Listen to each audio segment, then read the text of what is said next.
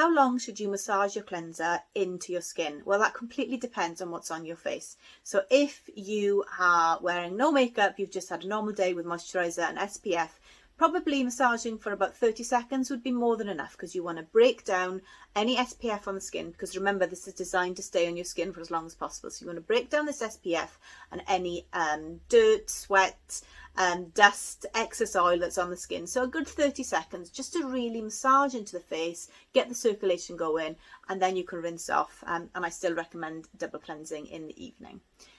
If you're wearing makeup, then this is obviously going to take a lot longer to break down. So you are going to have to massage in for longer. So for my face tonight, I would remove the lipstick with a bit of tissue paper. Then I'd apply my first cleanse oil, rub all over the face. I'd rub it into my eyes, but then I would concentrate on my neck, on my face for a good 30 to 40 seconds. Then I'm going to go in for the lashes. Now the lashes are going to take a little bit longer to break down this mascara.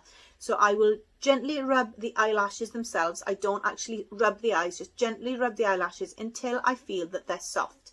And when I feel that the makeup has been broken down, that's then when I rinse my face. And this is usually enough to remove all of my makeup.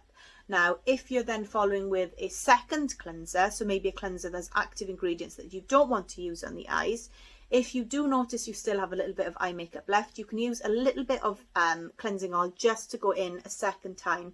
But I find that the more often you do it, the more you'll know how long it's going to take you to cleanse your face thoroughly, to remove at least most of that makeup all in one go. So timing completely depends on what's on your face.